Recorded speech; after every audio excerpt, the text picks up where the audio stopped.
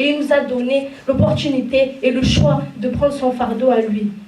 Nous devons nous abandonner au Seigneur. Nous devons nous abandonner nos fardeaux à lui. Jésus est venu pour nous qui sommes pécheurs. Il est venu pour guérir les âmes malades de leurs péchés. Il est venu pour guérir du mensonge. Il est venu pour guérir de la tricherie. Il est venu pour guérir de l'adultère. Il est venu pour guérir de la dépression. Jésus mourut sur la croix, non seulement pour pardonner nos péchés, mais pour casser nos jougs, pour que nous nous abandonnions à lui, pour que nous abandonnions nos péchés, pour que nous ne soyons pas victimes de nos péchés. Brisons nos chaînes, s'il vous plaît. Que cette année, que ce jeûne-là nous fasse comprendre vraiment beaucoup de choses. Que cette année nouvelle commence avec de bonnes choses. Que nous ne gardons pas ces chaînes que nous traînons depuis des passés. Le péché épuise. Il nous rend faibles et malades. Il emporte petit à petit ce qui est bon. Ce qui est bon en nous, il emporte. Il emporte la gentillesse. Il endurcit le cœur. Il détruisant la paix et entraînant la culpabilité. La mauvaise conscience et la honte. Il détruit les pensées de l'esprit. Il affaiblit. Il noircissant l'âme. Il nous rend noirs. Le péché nous rend noirs. Des fois, notre caractère va changer. Quelqu'un va te parler en même temps, tu vas changer de comportement. Tu vas t'exciter, tu vas t'énerver. Il emmène la crainte. Il emmène au scandale. Le péché disperse les familles. Le péché endurcit les enfants. Même nos propres enfants.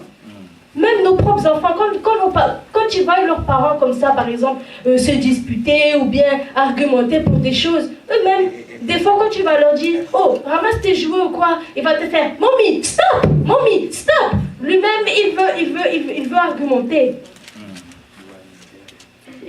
Il amène à la mort. Le péché amène à la mort. Il veut que nous échouons.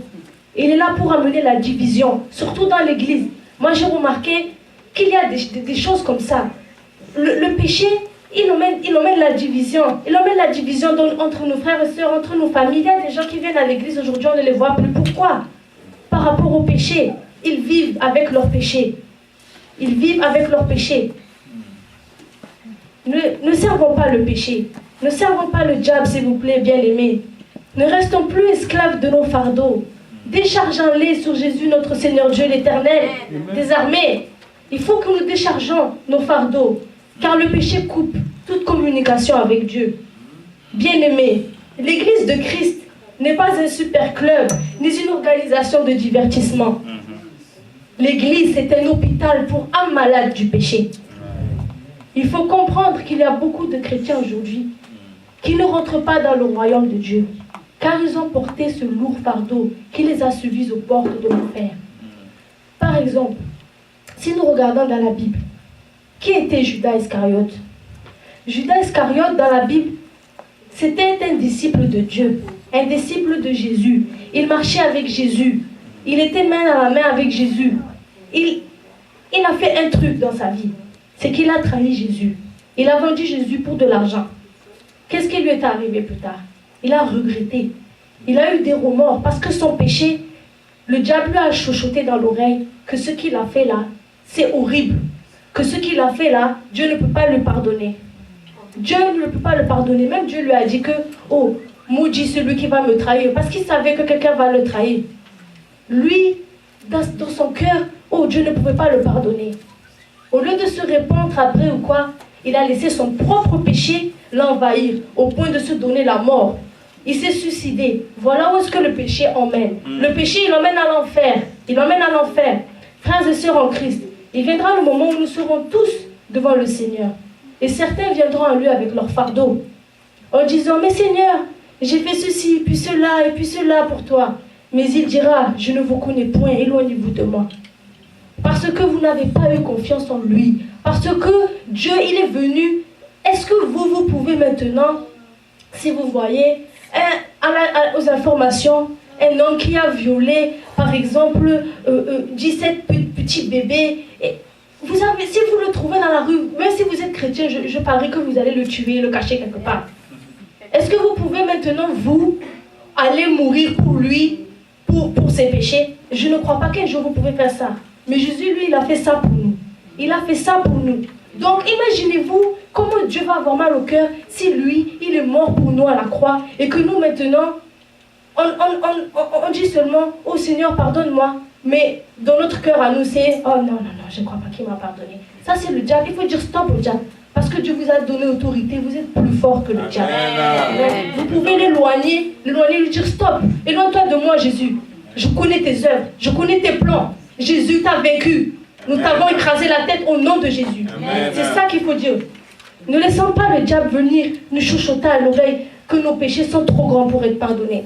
Pour certaines personnes, il s'agit de notre propre péché. Cela devient difficile quand il suffit de penser à quelque chose qui nous rappelle du péché que nous avons confessé un jour. Soudainement, ce péché ressurgit à la surface. Ça, ce n'est pas de Dieu. Lui-même a oublié nos péchés. Regardons dans 2 Corinthiens 5, verset 17. Si quelqu'un peut lire 2 Corinthiens 5, verset 17.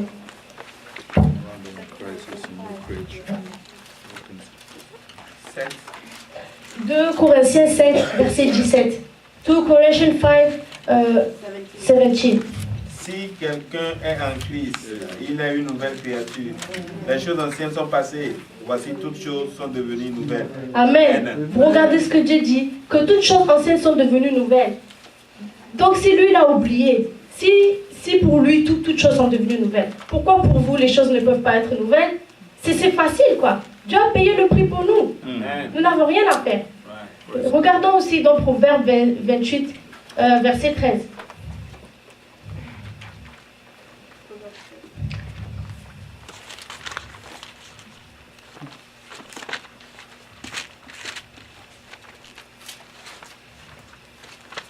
Si quelqu'un peut lire, s'il vous plaît. Proverbe 28, verset 13.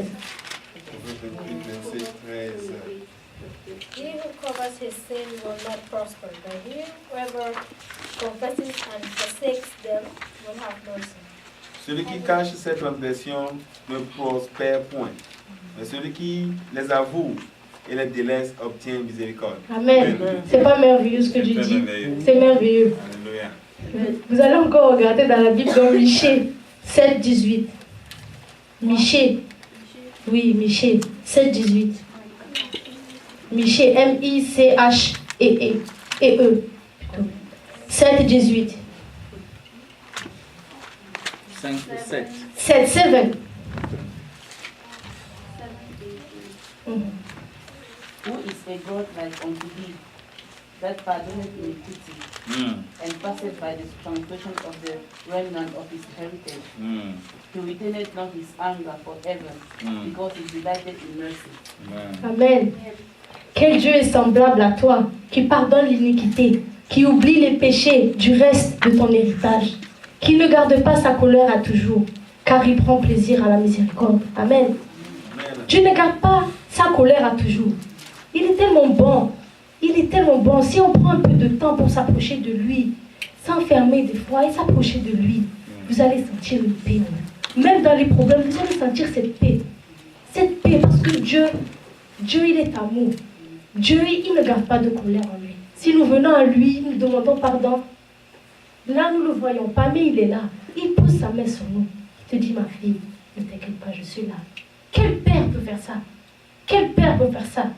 Je suis désolée, mais moi, mon propre père n'a jamais fait ça pour moi. Mais je sais maintenant que j'ai un père, c'est Jésus. Amen. Donc, pour venir aussi au deuxième point, le deuxième point, là, on a parlé du premier point, qui est le péché que nous-mêmes, nous n'abandonnons pas, que nous n'arrivons pas à abandonner, et que nous devons donc abandonner. Maintenant, le deuxième point, c'est vivre dans le péché.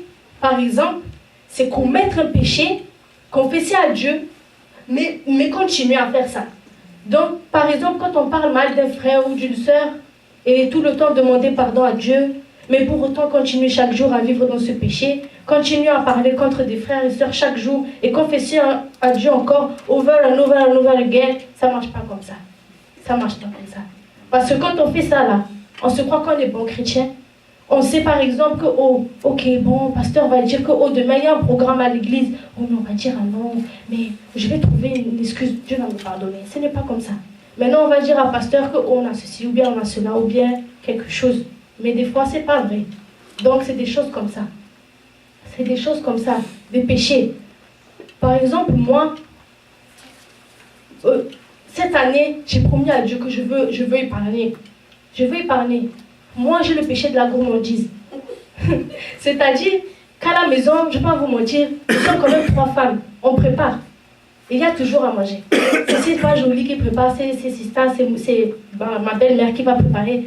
C'est moi-même. Même s'il n'y a pas quelque chose, il y a du pain, il y a du lait, il y a quelque chose. Mais malgré tout, quand ma mère va sortir du travail, je vais lui dire, oh, prends-moi McDo, oh, prends-moi papaye, prends-moi... Et il me dit, il n'y a pas à manger à la maison, mais je continue toujours. Je continue toujours. Au lieu de ces $10 là, par jour là, pour acheter le McDo ou quelque chose, je peux mettre ça pour épargner. Et puis après, je confesse ce soir à Dieu, oh Seigneur, pardonne-moi, je veux changer. Mais chaque fois, je refais ça. Est-ce que Dieu va me pardonner? C'est à moi de changer. C'est à moi de montrer à Dieu que je vais laisser les choses du monde, les choses que j'aime, pour lui, pour ma famille, pour construire ma vie, pour épargner. Donc, ça ne marche pas comme ça. Je ne pense pas que Dieu peut nous pardonner dans ce cas-là. Beaucoup vont être déçus le jour du jugement, car beaucoup iront en enfer. Ils ne changent pas, car ils ont vécu avec leurs péchés. Donc Dieu n'est pas un robot, il n'est pas un jouet dont on peut se jouer de lui pour pécher et lui demander de nous pardonner pour la même chose répétitive. Nous devons changer car il est notre Père et c'est lui qui nous a créés. Ce n'est pas nous qui l'avons créé, c'est lui notre Père.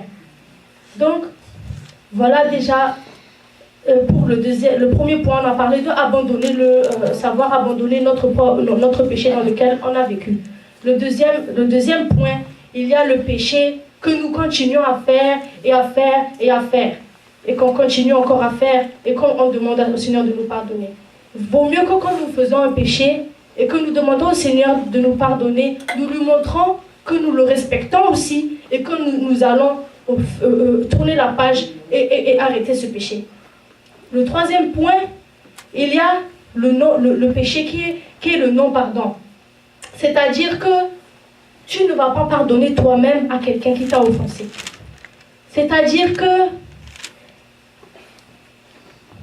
il y a le pardon des autres, c'est-à-dire pardonner le péché d'un frère et d'une sœur qui a fait à notre égard. Si nous voulons que Dieu nous pardonne, nous ne pouvons pas être un bon chrétien si nous ne nous pardonnons pas les péchés des uns des autres. Beaucoup de chrétiens qui ont servi le Seigneur et fait beaucoup ici dans ce monde et qui n'ont pas su pardonner aux autres et qui ont demeuré dans ce péché-là sont aujourd'hui aux portes de l'enfer.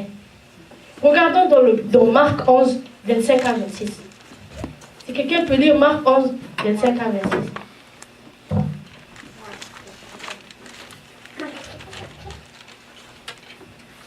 Marc 11, 26. Non, Marc 11, 25, 26. Oh, 25. Yeah. Mark 11, 25, 26. Oui, les deux mêmes. And when you stand praying, forgive, if you have aught against any, that your Father also which is in heaven will forgive you your trespasses. But if you do not forgive, neither will your Father which is in heaven forgive your trespasses. That's right. Et lorsque vous êtes debout faisant votre prière, si vous avez quelque chose contre quelqu'un, pardonnez afin que votre Père qui est dans les cieux vous pardonne aussi vos offenses. Mais si vous ne pardonnez pas, votre Père qui est dans les cieux ne vous pardonnera pas non plus vos offenses. Vous voyez là, Dieu n'est pas un jouet. Comment des fois nous, on peut avoir quelque chose contre un frère ou une sœur et puis aller devant Dieu et prier et lui demander des choses. Des fois, c'est comme ça que les prières ne vont pas marcher. Parce qu'il y a un point, il y a quelque chose que tu as caché au fond de ton cœur, qui est quelque part, bien au fond caché. C'est la haine. Et vous savez que la haine, devant les yeux de Dieu, c'est semblable à un meurtre. Donc, des fois, quand on voit, par exemple, ce que Ben Laden a fait là, dans les buildings là, du World Trade Center, on dit, oh mon Dieu, lui, ce qu'il a fait là, Dieu ne peut pas le pardonner, il va aller en enfer. Hein. Mais vous croyez que quand vous voyez quelqu'un, ce n'est pas semblable aux yeux de Dieu à pareil? Ce n'est pas semblable. Maintenant, si on a parlé du gars là qui est rentré maintenant en prison là, juste parce qu'il conduisait et qu'il a bu, hein? Et si maintenant quelqu'un qui va tuer cette personne, il va rentrer en prison aussi, vous ne croyez pas que les deux vont avoir le même sort? Malgré que l'autre a fait moins que l'autre? parce que l'autre, il a bu, mais c'est contre la loi, parce que Dieu nous a donné des lois dans la Bible à suivre. Et puis, dans ce monde, on a des lois que nous devons suivre. Jésus a dit, donnez à César ce qui est à César. Il y a des lois que nous devons respecter. Si le gars a conduit, la police va le mettre en prison. Si quelqu'un a tué même 17 personnes, même en prison, il se tue, mais il reste en prison. C'est la même chose. C'est le même prix. Donc, quand nous haïssons quelqu'un, le salaire du péché, c'est la mort. Donc, nous devons, s'il vous plaît, frères et sœurs, pardonner. Surtout quand on fait un péché et qu'on dit que oui, ce péché est trop lourd, nous voulons que Dieu nous le pardonne. Pensez à la personne qui vous a fait du mal et dites, Seigneur, je lui pardonne. Même si vous n'arrivez pas à aller voir la personne, mettez-vous à genoux, dites, Seigneur, Seigneur, s'il vous plaît, touche-moi. Touche-moi. Si cette personne s'approche de moi, de lui dire déjà que je l'aime, que Jésus l'aime, ça va toucher la personne. C'est 2 mots. Jésus t'aime. Jésus t'aime. 2 mots. C'est tout ce que Dieu veut. Regardons Matthieu 6, 14, 15. Si quelqu'un peut lire Matthieu 6, 14, 15. Quoi? Matthieu 6, 14, 15. Si vous pardonnez aux hommes leurs offenses, votre Père céleste vous pardonnera aussi. Mais si vous ne pardonnez pas aux hommes, votre Père ne vous pardonnera pas non plus vos offenses. Amen. Amen. Qu'est-ce qu'on voit ici? Si nous voulons être pardonnés, pardonnons les offenses des autres. Donc voilà ce que le rôle déjà du pardon, du péché joue dans la vie du chrétien aujourd'hui. Des chrétiens aujourd'hui. Il y a des hommes de Dieu que vous voyez même à la télé, là, ils sont bien, mais vous ne connaissez pas leur vie personnelle. Vous ne savez pas là où ils vont aller plus tard. Si jamais il y a un truc qui ne va pas chez le chrétien, Dieu ne va pas l'accepter. Dieu a dit que si tu es tiède ou bien, il va te cracher. Si tu es chaud ou bien tu es froid, chaud ou bien froid, il va te cracher. Il va te vomir. Amen. Donc, soyons chauds pour le Seigneur. Amen. Pour cette année-là, soyons chauds pour le Seigneur. Donc déjà, je vais chanter une chanson et après nous allons prier. There is power in the name of Jesus.